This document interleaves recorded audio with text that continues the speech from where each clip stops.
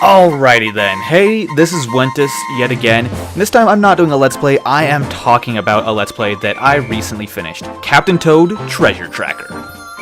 Now, since this is the first time I'm doing this, I'll go ahead and explain. You see, I intend to do after each of my series a talking about episode. And these episodes will basically just go over what I thought of the series, what I thought of the game, and what my final thoughts were on it. Basically, this is what I thought of the game.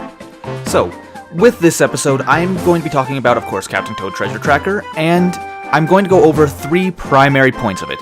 The first one are positive things that I really liked about the game. The second one will be negative things that I did not like about the game.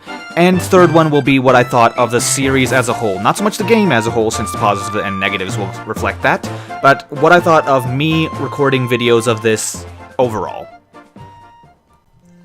So to start off, as I said, point 1 is going to be what I thought was good about the game. Well, there is a lot that was good about this game, and it's good to start off with that.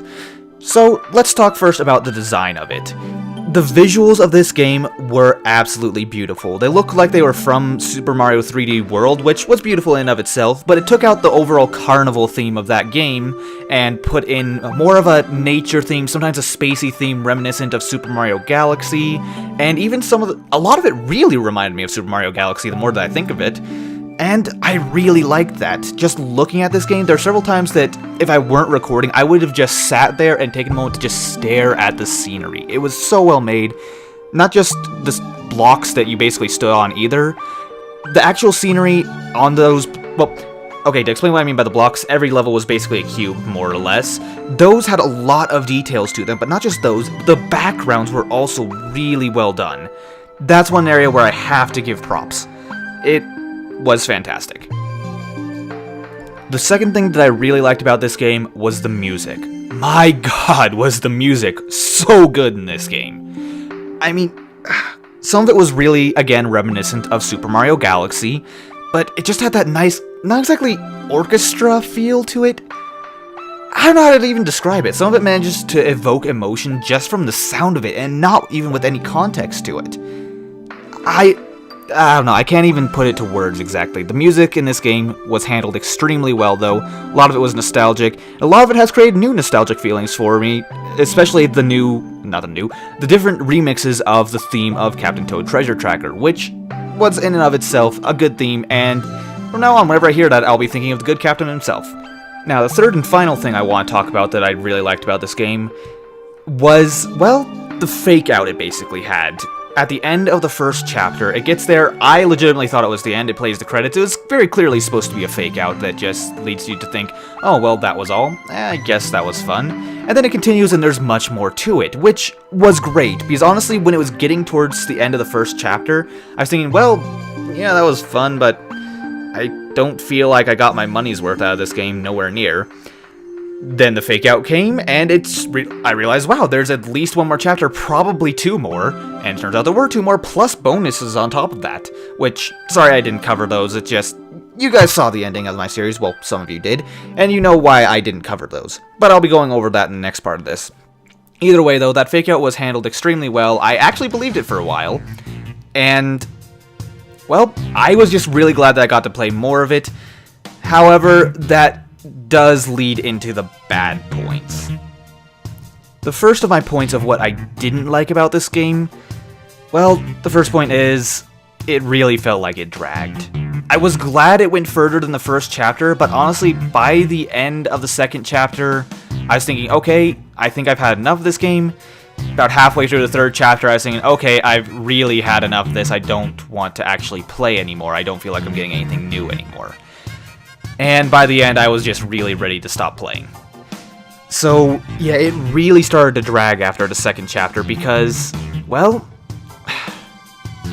the mechanics of the game itself aren't fit to be a very long game. I mean, there are nice little puzzles, but there's only so much you can do when you're placed into those rooms where you don't have the ability to jump in. You basically have the same mechanics in every single level with almost never anything new. It's just new ways of using the same mechanics. Because of that, they kind of heavily limited themselves with how creative the puzzles could be. And don't get me wrong, they were very creative with many of the puzzles, but, well, that leads into my next point that I didn't like. My next point? How repetitive the levels really felt. I mean, just take the King of Pyropuff Peak alone and you'll see what I'm saying. He was one of the 2 bosses in this game. And yeah, people make fun of Mario Sunshine for having repetitive bosses. No, this game used the same 2 bosses for the entire thing. Sure, they had a gold variation of Pyropuff, but that's about as different as it got. Other than that, they were just using different elements from the game on the same basic boss fight with the same conclusion. It got really dull, and again, the end of Chapter 1 boss fight was identical to the end of Chapter 3 boss fight. I felt like it was not even slightly more challenging. That was one thing I found really disappointing. It's like, okay, building up, we're going up there, and we're fighting him. This looks identical to the last time. Oh no! It knocked off the edges of the stage that I didn't even know were there. I didn't use them last time. They were completely unnecessary because the fight is so easy. Now, I understand, this is a game for kids. It's not designed to be overly difficult, but they got rid of those like it was some huge deal. Like, they even made a point of having lightning strike them to get rid of them. Didn't even know they were there! I don't know. The boss fights felt extremely sloppy. There are only a few mechanics in the game that were really unique. I mean, there's the crank mechanic, the cannon mechanic, the wind-blowing mechanic, death, lava, or pool of whatever rising, and the mechanic of finding a key. Other than that, that's really about it. You're just hiding from enemies, trying to get through the level. I guess you can call turnips and double cherries mechanics in and of themselves, but it just didn't feel all that clever as it went through. It's like, through the first chapter, it's like, oh, new mechanic. That's fun. That's awesome. And it just kept on going through the entire first chapter to where it felt like something was new around every single corner.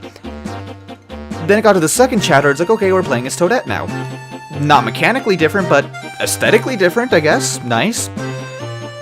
And they didn't really introduce any more new mechanics. It was just a lot more of the same used in different ways. Now that's fine, that can carry an entire second chapter. Can't carry a third chapter, honestly.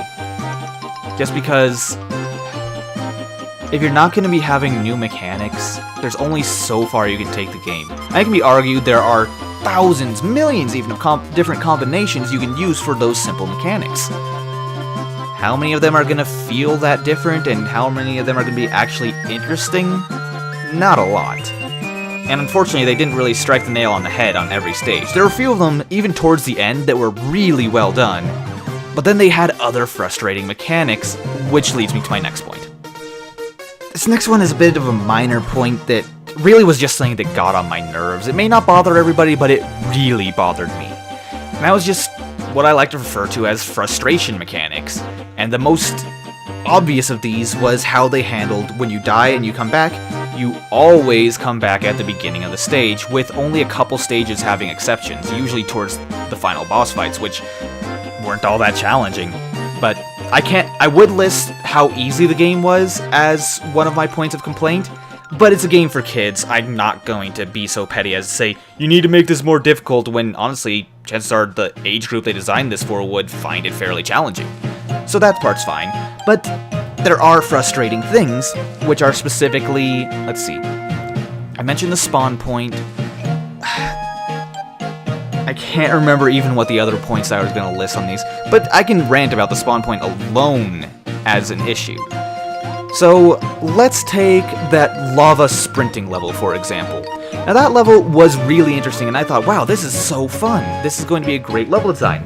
Then you get to the 100% condition of having to get nearly every single coin in the level. Now, the level was fairly challenging, which is nice, but the fact that you lose every coin that you had if you die, and you have to go right back to the beginning if you die even once, and it's fairly easy to die in that, and they require you to do really quick turnarounds towards the end of the stage. Like, the trickiest mechanics are towards the end of the stage, which makes sense from a stage design perspective. But when you're trying to do it, when you're trying to have a challenge to get every coin in the level, the fact that you're doing those towards the end, and if you die there, it feels like all the easiest stuff was just a waste of your time. Like, I could do the first half of that stage practically with my eyes closed, and it was despite being a speed-up stage, slow and boring. But towards the end is when it gets challenging and exciting, but every time I fail at it, I have to do that slow and boring bit again. Which brings me to the other most... Sorry, I kind of Englished badly there. The ghost stage, that was all about the rising goo below you. That stage seemed really well done till I realized that if you die once, you have to start over from the beginning. And it's an automatic scrolling stage. If you're gonna have an automatic scrolling stage, put checkpoints on it if it's going to take like a solid 5 to 10 minutes to get to the end of it. Because no one wants to go through the very beginning of that stage again and again and again and again. Not to mention the fact that there was that weird puzzle where if you weren't standing in the correct place, nothing would fall into place, even though you could walk across it. Like, let's say, okay, I'm gonna put footage of that here, and I don't understand how that worked exactly. Because for some reason, the platforms would drop into place so you can get to the next gem. And even if you're standing at right where those platforms would drop and you're not in the way of them, they won't drop unless you're further away from them. Only some of them would drop, and then you've wasted your time, and you have to start over again. And there's no clear way to figure that out. It just didn't make any sense. That part really bothered me, because I had to do the beginning of that stage over and over again while I tried to figure out what the pattern was with this thing. And one last thing about stage spawn, which is another frustration thing that wasn't directly related to stage spawning, was if you do get a halfway point, you lose all the coins you had. So on the final stage, that created a bit of an issue for me, because I get through the stage, I accidentally die. It's like, okay, that's to be expected. Oh good, a checkpoint. Oh wait, I have none of my coins. Meaning for the 100% run, I'd rather I have to stop, exit the stage, go back to the beginning, load in again, and then we go. I don't know, that felt like poor design. You should keep the coins that you had from the first half of the stage when you reach a checkpoint, I think. But that's kind of nitpicking at this point. I think I've complained enough. Time to move on to the final point of this video. So, what do I think of the series as a whole? Frankly, I'm quite conflicted about it. I mean, from the comments, a lot of you guys like this series and we're very happy to see it. But I didn't like recording it. Simply put, I really didn't. I mean, it was fun at first, but I kind of wish it had stopped at that first chapter, or I had just pretended I didn't see that there were more chapters, because I didn't enjoy it the further it went. Like, even the second chapter, which I said was okay, it was good, I was kind of getting tired of it already at that point, and I was really just wanting to stop by the end. So I didn't enjoy the last 2/3 of the series.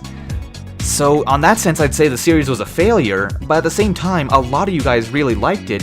And if you guys liked it, don't feel bad about liking it just because I didn't enjoy it. I do this so you guys will enjoy it. And I do it for my own pleasure too, but what's important is making you guys happy. Well, for the most part, I don't want to make myself depressed just to make you guys happy, but you guys get the point. If you enjoyed the series, that's fine. I mean, I simply didn't. And I'm sorry for that. I don't know whether to rate this series as a success or a failure because of that. I mean, overall, I'd say the game was okay. My experience with it was bad, others' experience with it was good, so I don't know what to give this series. Like, I was thinking I would give a rating in these videos overall for the series. Of course, that would be extremely biased considering it's my own series, so I don't think I'll actually end up doing that, but overall, this game, I don't know. This is something I guess I can ask you guys about. What did you guys think of the series overall? You guys know my opinion. I didn't like it. If you guys liked it, let me know. Do you guys think the series was a success or a failure? Should I have done it? Should I have not done it?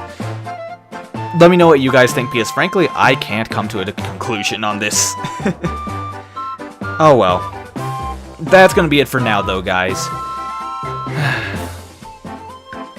I guess this will be the last time I'm working with Captain Toad Treasure Tracker, then, because of my bad experience with the game, I'm 100% not going to be doing the bonus content. I'm sorry, guys. Don't ask for it. It's not happening.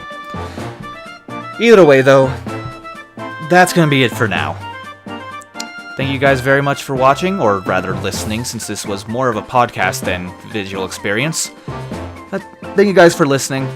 This has been Wentus. I hope you enjoyed, and I'll see you guys next time when, well, I have a lot of upcoming series, actually. See you then.